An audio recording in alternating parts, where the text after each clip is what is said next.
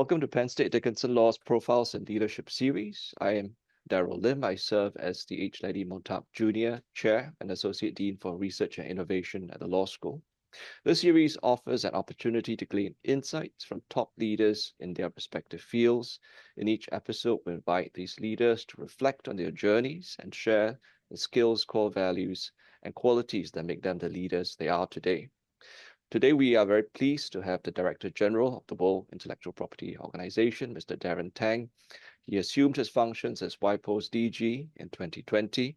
Before his appointment, Mr. Tang served as Chief Executive of the Intellectual Property Office of Singapore. He also presided as Chair of WIPO's Standing Committee on Copyright and Related Rights. He graduated from the National University of Singapore and the Georgetown University Law Center. He was also a trade lawyer for the government in Singapore. Welcome. Thank you so much, Daryl. Thanks for the invitation. It's good to see you again, even though unfortunately it's online. But glad to be on your podcast. Thank you. So 2024 seems to have been a very busy year for you. Yes, Let's start by talking about some of your highlights.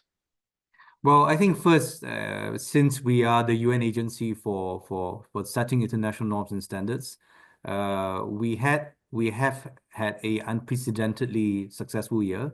First, in May, we had successful negotiations for a new treaty on genetic resources and associated traditional knowledge.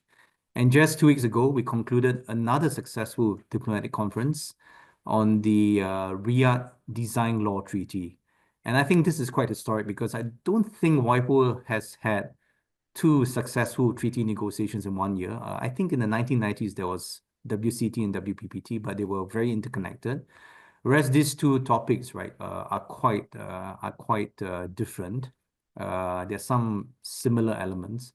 And I think the other factor is that it's been a very difficult geopolitical climate. So consensus has become very elusive, and it's become difficult for member states to agree on anything. So it's been really quite a minor miracle that we have not just one but two treaties, and very meaty treaties. These are not just political declarations, but really substantive treaties. Apart from that, I think just very pleased that the work of transforming WIPO continues apace. And it's really been about how do we take something that's so technical and so difficult to understand and transform it into something, right, that connects with people on the ground, those who are innovating and creating at the grassroots level. And that's really about the work we're doing to support member states to put in place the right laws, the right regulations, but also projects and other things, right, that really make IP part of the development journey, part of the growth journey of all our member states.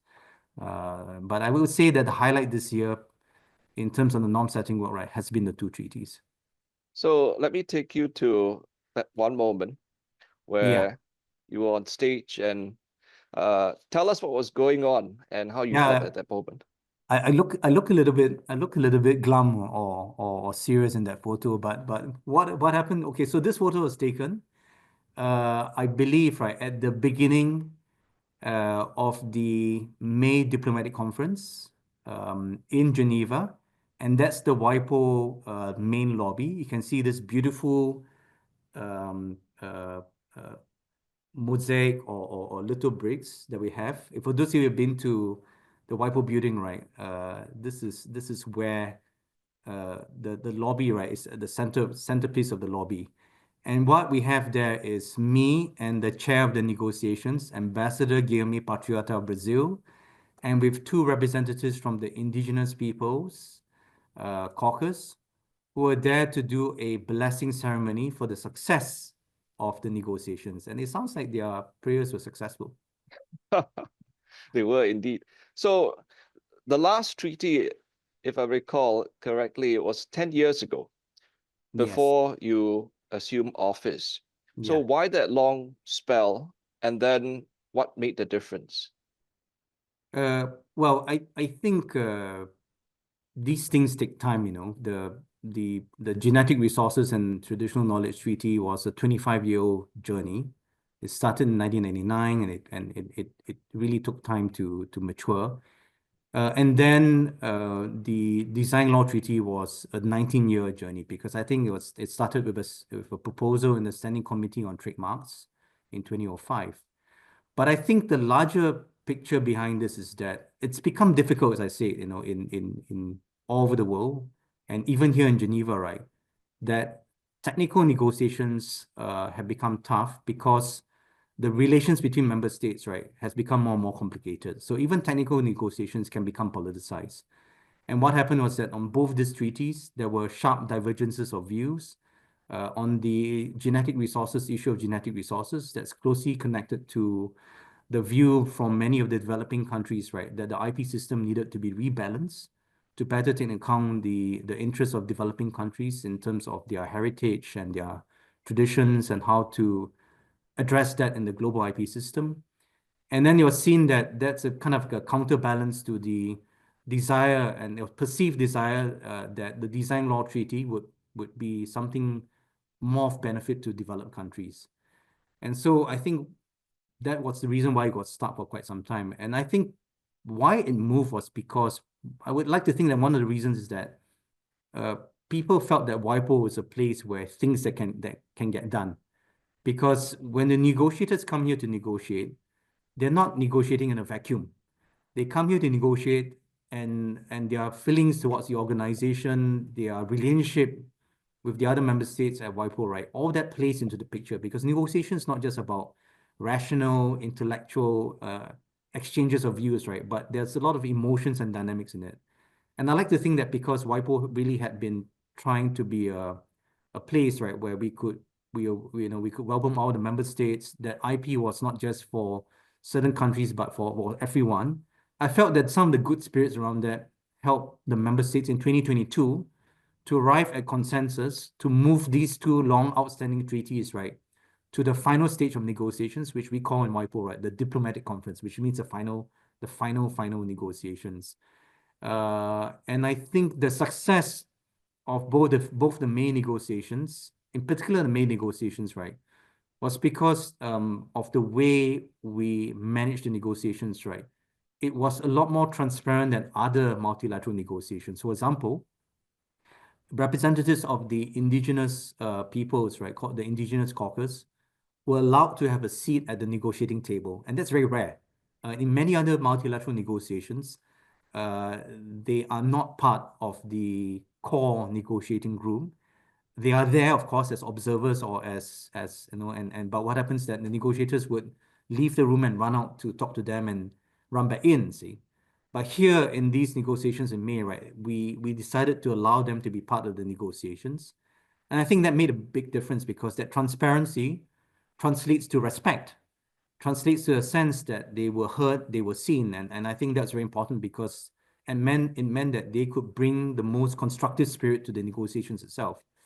And I think that was really quite important. There were other things as well. When it was in Geneva, so many of the negotiators were very comfortable with the environment, the building. They know where to go to grab a coffee, to have that corridor talk that's so important in negotiations. Daryl, it will not surprise you and the listeners that negotiations is not just in the formal context, in those big statements they make in the big halls, but a lot of it happens in coffee or over a glass of wine in the corridors late at night, where they can let their guard down and really begin to form the kind of compromises to move us to it. So I think all these things help to contribute to the success in May. It was a very good spirit, I would say. In the end, towards the end of negotiations, it was amazing to see representatives from 20, 30 countries huddle over a piece of text on the table. Countries that would, otherwise, see as getting along geopolitically, but just huddle around that piece of paper, right? Trying to make things work. And I think that's where the magic happened in May. It's wonderful to hear that IP is something that can bring people together despite geopolitical differences. Absolutely. IP has become, and we try to make IP a bridge. And it's not easy, and I can't say that it works all the time, because IP can be very divisive sometimes. If you look at the discussions on the pandemic and the TRIPS waiver, IP became a very difficult topic. But here, WIPO, right, we really wanted people to focus more on our commonalities than on our differences. And to be fair, even in the developed countries, there were many bridge builders amongst them, people who felt that this was important. Switzerland, for example, is one of those bridge builders. They have had a disclosure requirement in their patent law for many years. At the same time, they are number one on the GII, Global Innovation Index. They've got a big biotech industry. So the Swiss are saying that, look, if it doesn't affect us, why would it be worrisome to you? And so Australia was the other bridge. Australia really played the role because of their position as supporting the First Nations, the Aboriginal peoples, but at the same time, having a very developed IP system. So between the bridges, the bridge builders, and the sense that we can come together as a global community to be pro-innovation and pro-inclusivity, I think that's where the magic happened. So was it a foregone conclusion by the time it gets to the diplomatic conference stage No, that not at it's going to all. be done? No? Not at all. It really was a roller coaster ride. And of course, I think in May the spirits were good, but it didn't mean that things were always smooth. The first week in May was nerve-wracking because the pace was very slow, and you've got 2 weeks, right? And 2 weeks doesn't mean that you've got until midnight of Friday of the second week. You've got to conclude it ahead of that because you've got to translate the text, and there's a lot of legalities around it. See, so the deadline is sometime before that. So in the first week of May, it was slow going. We were very worried. We had a very capable chair, the Brazilian ambassador. We had very capable committee members. The Australian was chairing one of the committees, key committees. Namibia was chairing another key committee. But it's member state driven. So even the chairs and the president of the conference, right, have to work at the pace of what the member states are prepared. So I think what finally happened over that weekend was that people decided that they needed to really just put their guard aside, right, and start discussing the tough issues and get that happen. And once that happened, goodwill begets goodwill, and then the positive momentum picked up, and then they carried through the rest of the week. But we only finally gavelled it on Friday morning at about 3 a.m. So it was really right down to the wire. What was your role as Director General in guiding that process? Well, first and foremost, right, I lead the Secretariat. So the Secretariat is there to support the member states because all these international norms and standards are member state driven. So we don't write the rules, we don't tell the member states how to negotiate, but we're there to really create that environment, right, to facilitate all those discussions. So when it comes to documentation, when it comes to all the logistics, when it comes to all of the administrative stuff, right, we have to be on top of things so that they have all the best tools to negotiate. But in reality, what happens is that we are often called in, right, to help break or solve an impasse. Sometimes you offer the chairs certain possible solutions. Often the member states will confide in me and ask me to pass messages from one group or one particular constituency to another. So I became a bit of like the middleman. And then I was working very closely with the president because he was getting information from different sources. I was getting information from my own sources as well. We'll put that together to form a picture of how the negotiations was proceeding. Where were the choke points? Where were the pain points? Where is it that he and I or others would need to intervene in order to make to unknot some of the difficult parts. So I think the Secretariat plays a very important role, but in doing all this, right, the key is to be neutral and professional. If we as a Secretariat come in and try and push a certain agenda or a certain view, it quickly leaks out, it gets pushed back. And I told my team, right, that's not our job. Our job is to be there to support the member states to make this thing happen, to give them the advice and all of that, right, and let them drive the process. And I think the fact that we're very professional help to simplify the process because what happens sometimes in other negotiations, the Secretariat is perceived as interfering in the process, and that complicates the negotiations, that compromises the Secretariat. So it's very, very clear to my team, don't do that. Be a neutral Secretariat, be extremely professional, be facilitative, right? But don't put the agenda into it. Of course, we have interest in making this happen, but the only way we can make it happen is to simplify the dynamics and to make sure that we don't become a part of the dynamics as well. So that's really what happened, and that's how we can play a role in this, and we do play a role in this negotiation. How much did you draw on your background as a trade lawyer, having been central to the US-Singapore FTA, which is known as the gold standard in many aspects, including IP, CPTPP, RCEP, and so on? A lot, because especially in the bigger ones with CPTPP and RCEP, and even as a lawyer dealing with ASEAN or APEC matters, because multilateral dynamics are very complicated and they're quite different from bilateral negotiations. So reading the room, who is getting along with whom, who is, uh, which factions are there on this particular topic, and who is it that we can talk to unlock that topic, right?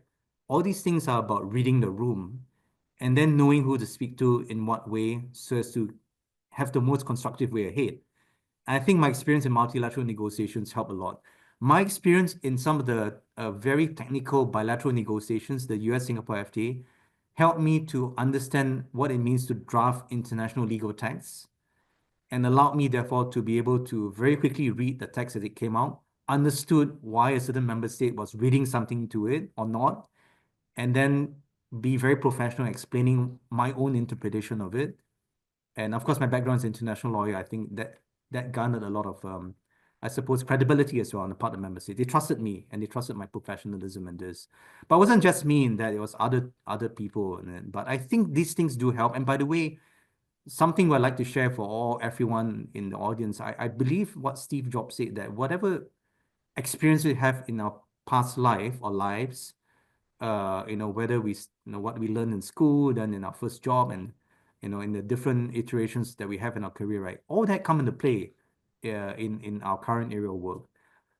So even things that I learned 20 years ago as a young lawyer dealing with different legal issues, right? All these things help to contribute. So I believe that learning is never wasted. It really just manifests itself in a very different way, depending on your job, depending what needs to be done. So you were in Singapore, and also in the US at Georgetown. Yes. How did both of those experiences inform what you do?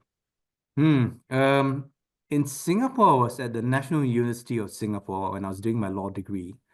I did not take law school very seriously. I'm sorry to all my professors and the dean of the law faculty.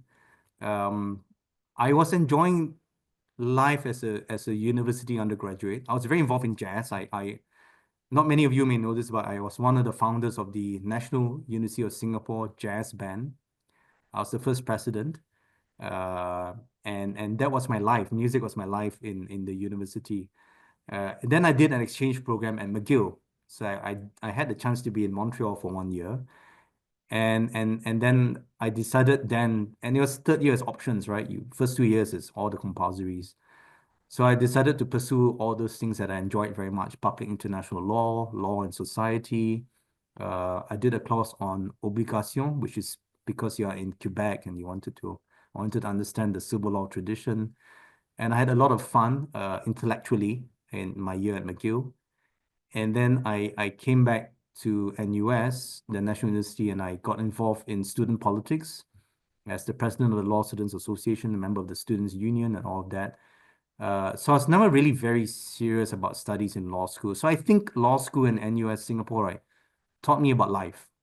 And Georgetown, right, was a very different situation. I was on a scholarship by the Singapore government. I was interested in the topic that I was doing at Georgetown, which was I was a fellow of the International Economic, I was a fellow of the International Economic Law Center of Georgetown. That's run by John Jackson, the legendary Professor John Jackson. And of course, at that time was Professor Jane Bradley. So I was selected. So I was interested in the topic.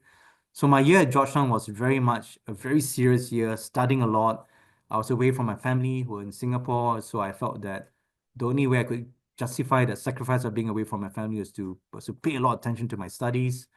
So Georgetown was more about deep diving into areas of law that I was very interested in. Funny anecdote, one of the modules I did at Georgetown was IP, international IP, with Professor J. Thomas. And that was my worst subject in my master's program. I scored the lowest. I won't tell you what my score was, but my best subject was competition law, which tells you that at the time, my mindset was very much about law and economics, and so I think Professor J. Thomas would never live down the shame that probably one of his worst students has now become the DG of WIPO. Well, you did one of the best things, I think, for international IP. And Georgetown should be very proud of that connection. I met Jay. I met Jay when I went back to Georgetown. I think it was last year, and I gave Yeah.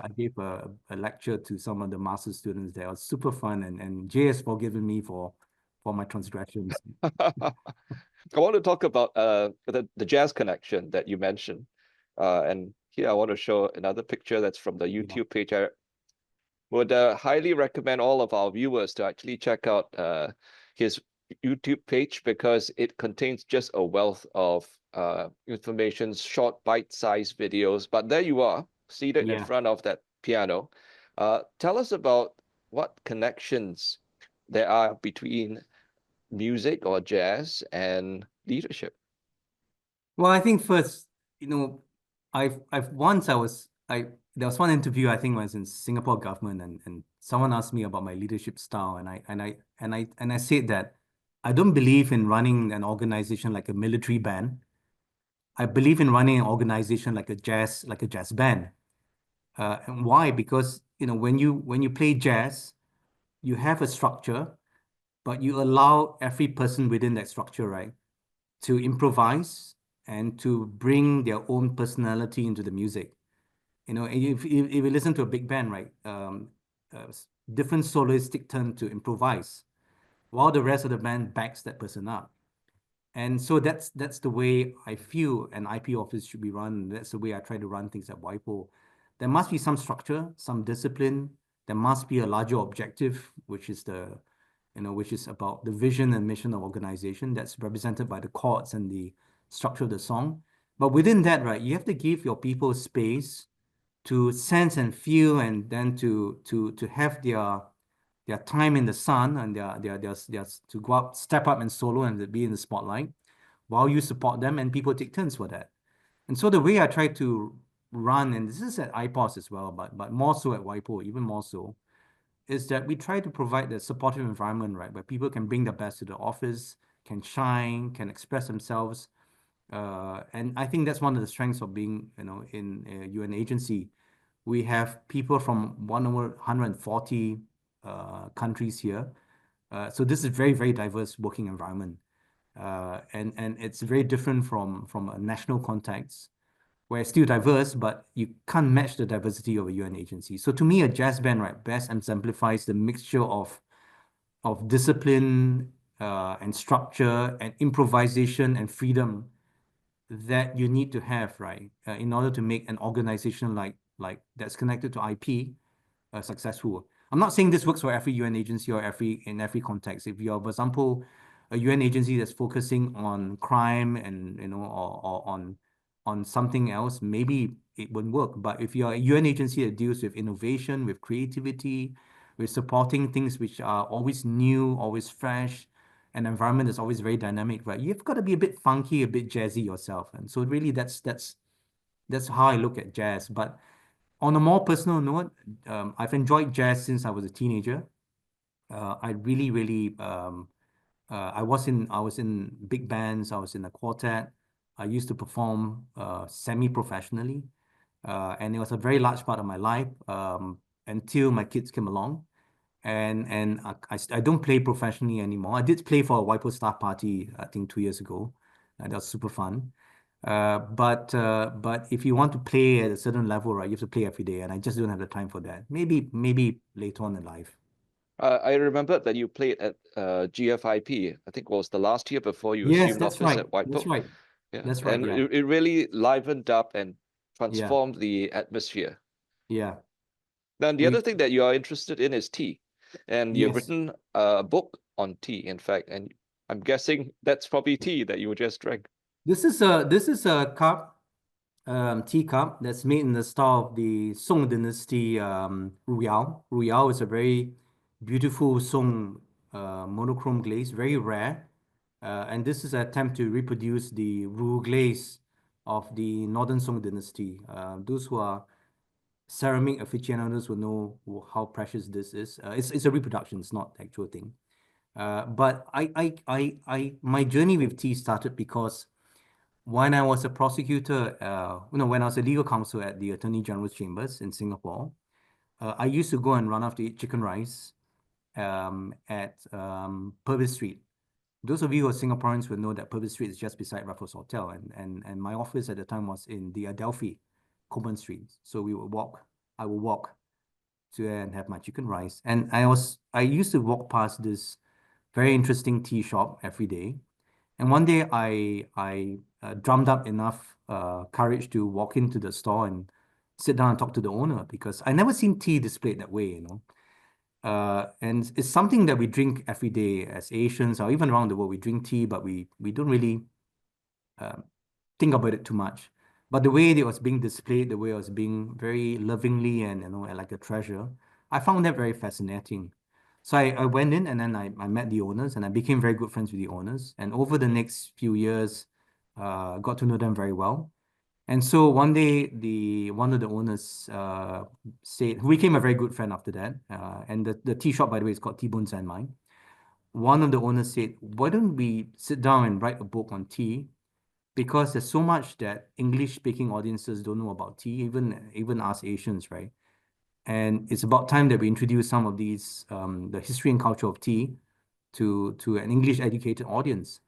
And I felt that was very exciting. So we wrote a tea book called The T-Bone Zen Mind Manual of Tea. And we wrote about the history and culture of tea.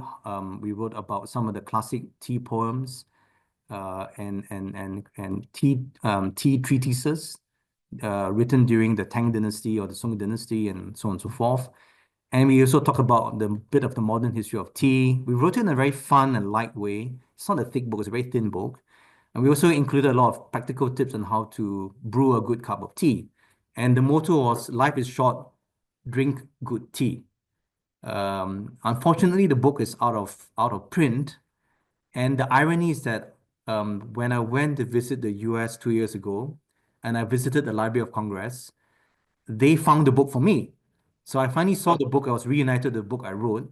I've given away all my copies, right? After many years, right, with the copies. So I've now resolved to try to reprint it, and I think I'm going to try and get a copy from, you know, one of my friends to see whether I can reprint it.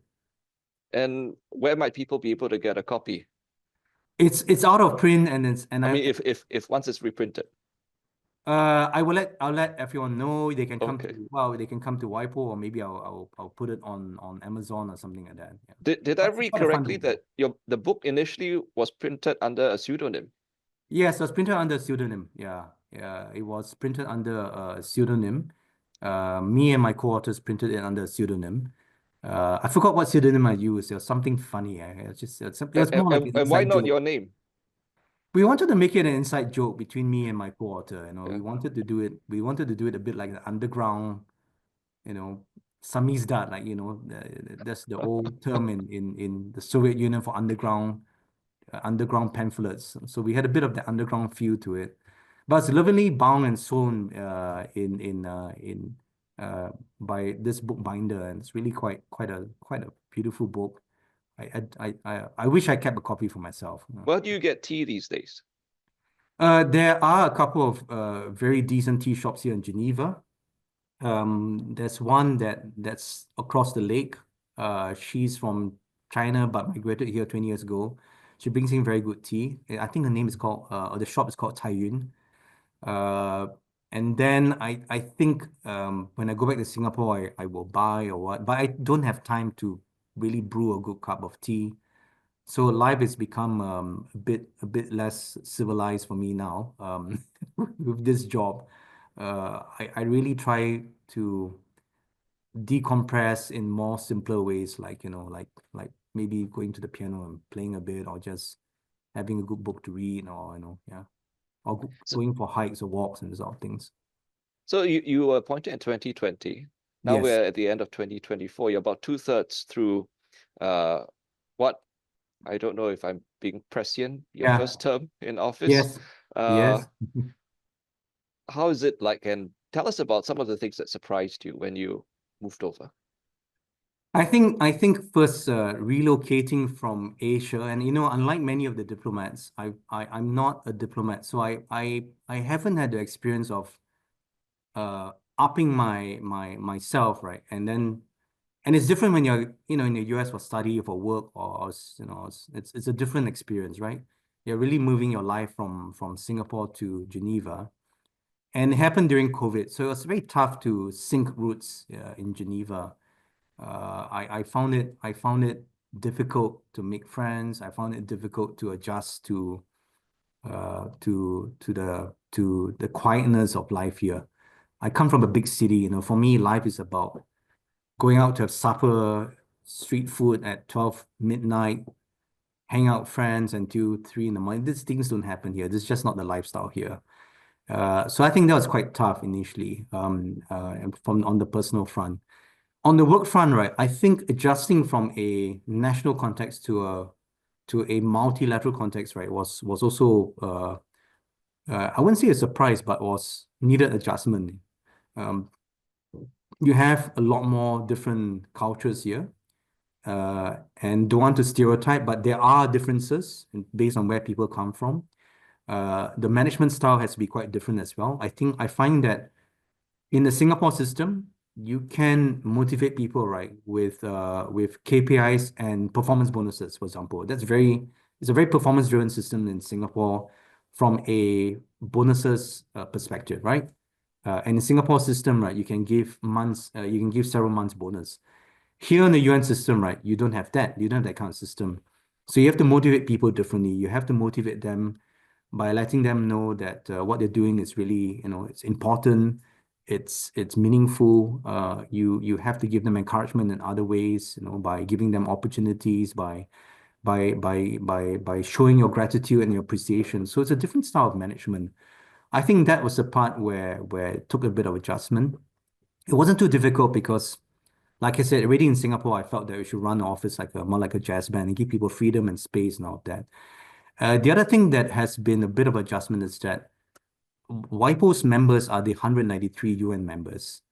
And so anything and everything you do will have a possible potential political element to it.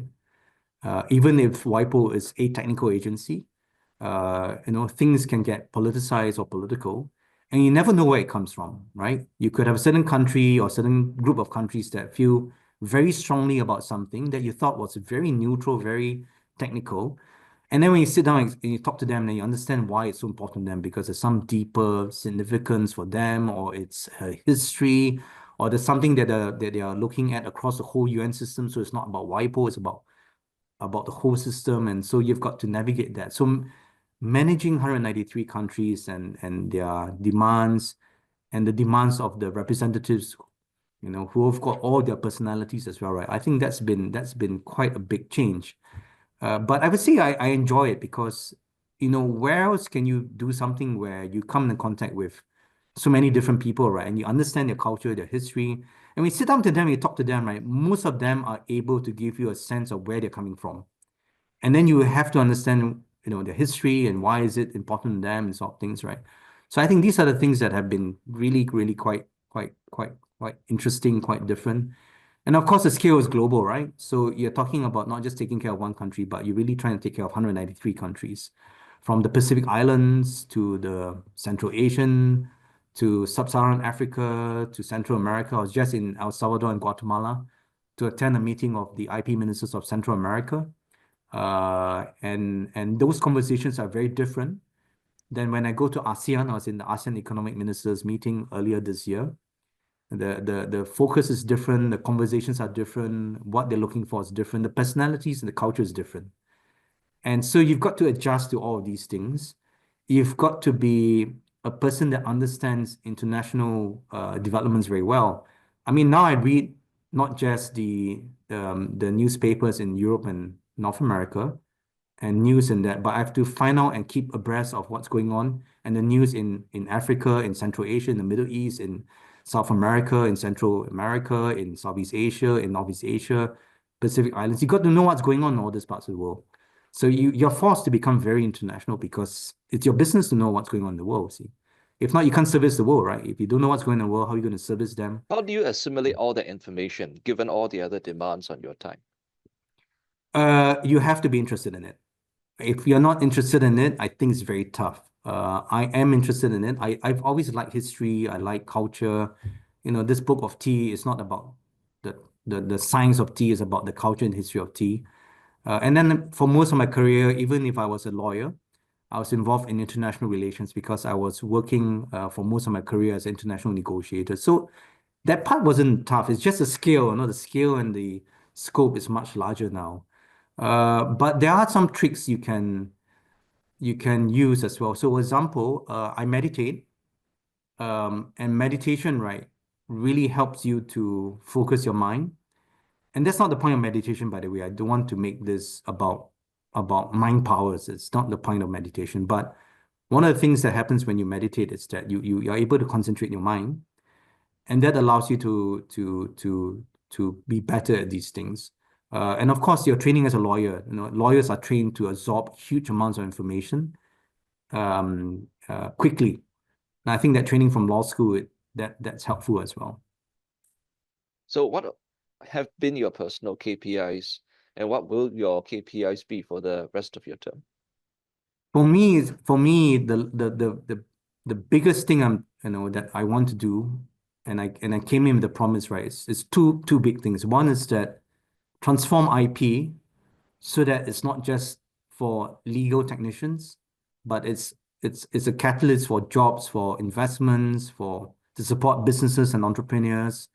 It's a catalyst for growth and development, and also a way for us to harness the power of innovation and creativity to address global challenges like climate change or other forms of things that are challenges for all of us as a global community.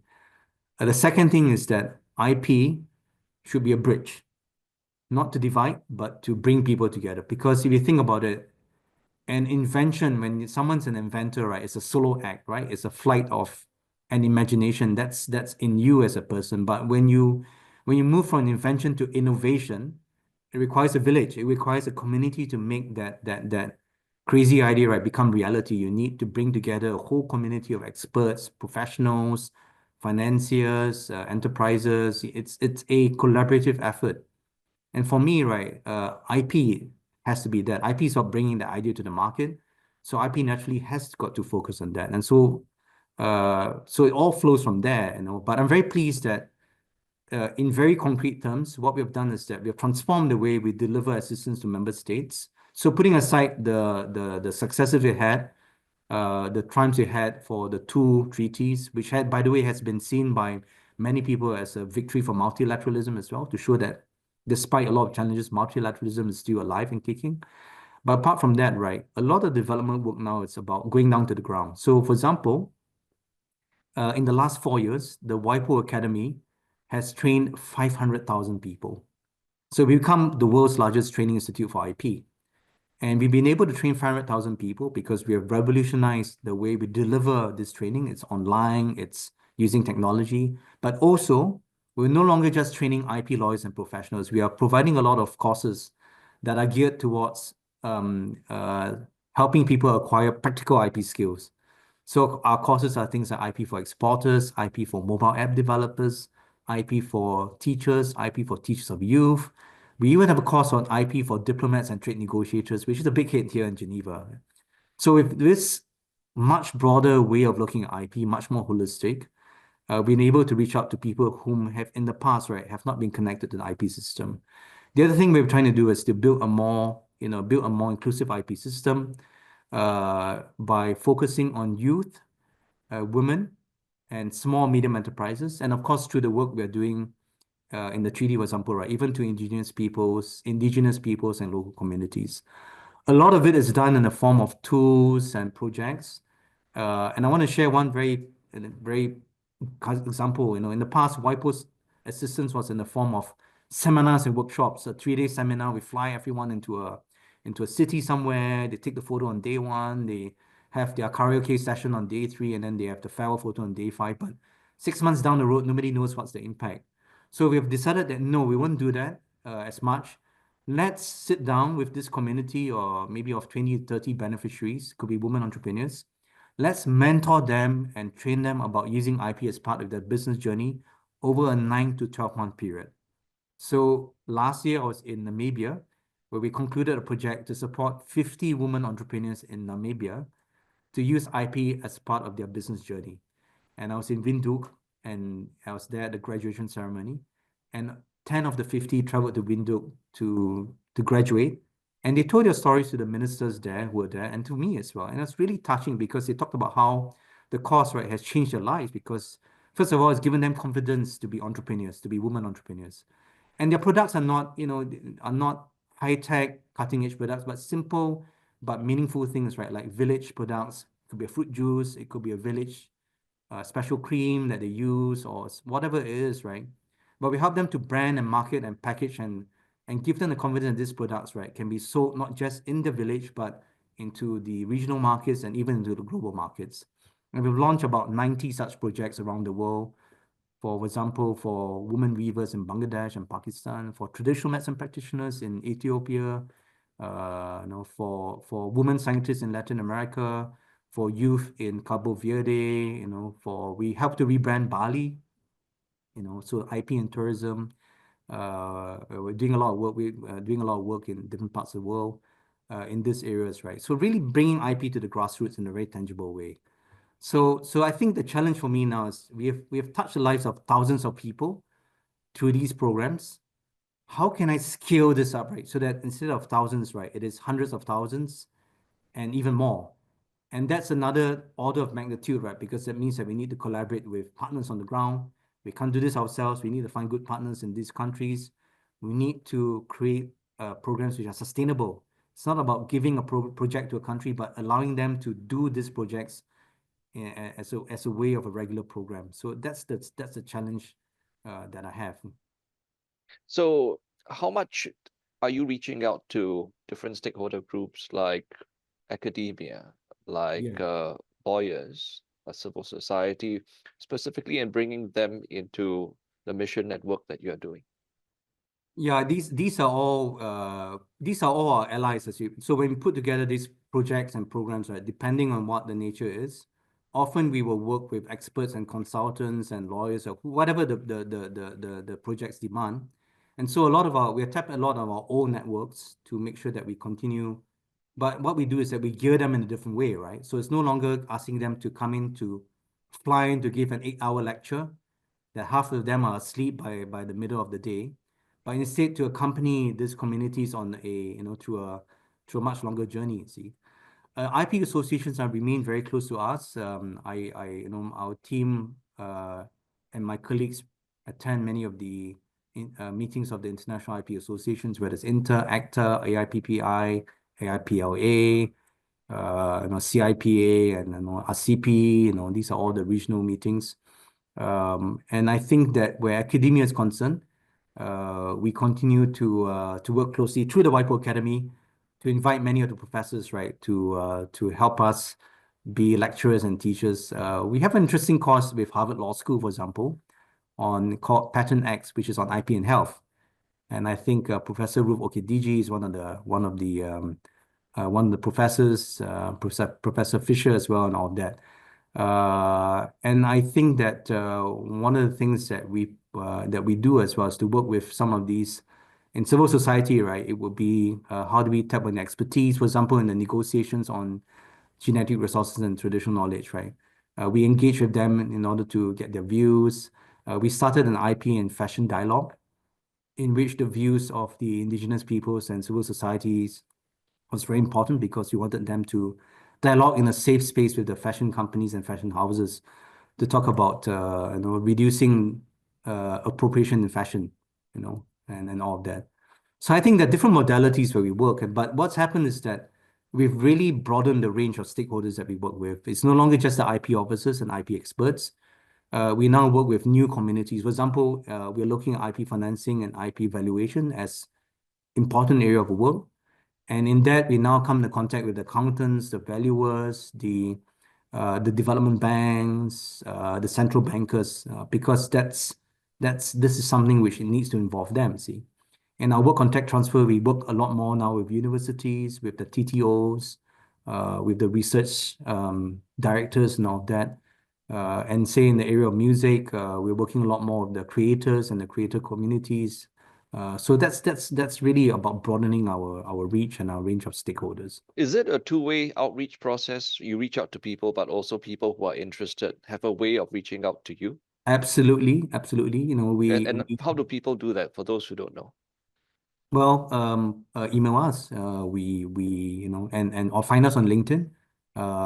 We are now very active on social media because we feel that we can't.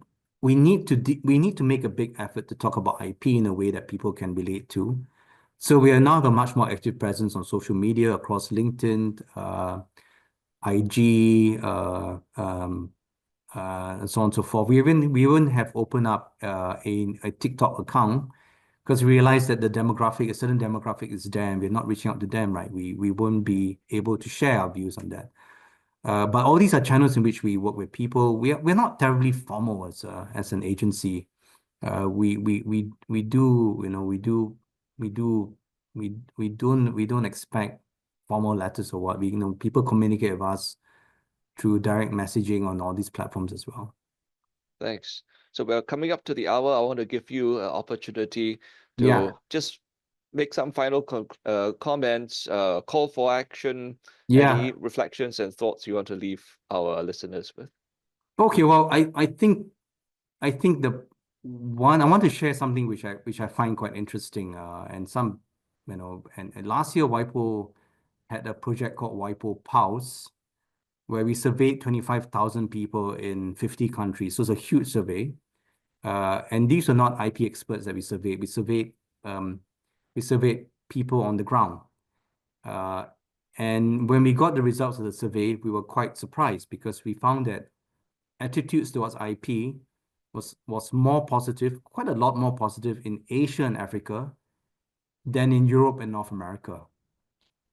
And I think I see a trend where IP is seen, right, as helping to entrench inequity in developed countries. And so there's a feeling I get that in developed countries, young people, right, feel that IP is not it's an obstacle to building a better world. Whereas when I go and visit all around the world in developing countries, I see a lot of young people who are extremely hungry to improve their lives, to achieve their dreams, and they want WIPO and they want IP to be part of their journey as well. They look at what's happened to South Korea or Japan or to the US, and they say, look, we want that journey as well. We want to be an innovation. We want support to innovate. We want support to create. So I would say that for we have as a global IP community or anyone listening to this, right? We really have to make an effort to talk about IP in a way that people and young people or laypersons can understand. Because IP is such an important part of the innovation landscape, and it's been such an important part of you know in developed countries, right? In its current, you know, in its current state of technology and success and prosperity, right? And we should not take it for granted. You know, we need to make people in developed countries fall in love with IP again. Often it's very demonized, you know, and it's very simplistic terms, very stark terms. But people forget that IP is also about helping that struggling entrepreneur who was their high school friend. IP is also about helping that eccentric, you know, inventor. IP is about helping that musician. IP is about helping a small, medium enterprise to be successful. IP is helping great ideas, great branding strategies, and all of that. It's not just about big multinationals, it's also about a lot about small, medium enterprises, entrepreneurs on the ground, see. So I would say So let's work together to bring that message. I think we need to tell better stories about IP. Not better, but we need to tell stories about IP, how IP has changed people's lives. And I think we need to do it together. And then I would say that you know I would still it's still a very powerful tool. It's not perfect, but still a very powerful tool to support innovation and creativity, right? So let's keep working on it. You know, let's refine it. Let's evolve it. It's not static. The two treaties we have are evidence of that. But let's also, you know, let's also make sure that it keeps being fit for purpose for the whole world. thank you. That is a uplifting note of hope to end this conversation on. I want to say thank you to you for taking the time to join us and share some of what you're doing. And we're going to tie this together with another episode we're doing next week with your leadership team. Sure. And look forward to continuing the conversation and talking more about the important work you're doing at WIPO. Thank you so much, Daryl, for the chance to be on your podcast. And I look forward to having me and my colleagues be a presence on your talks and welcome you to Geneva anytime. Thank you.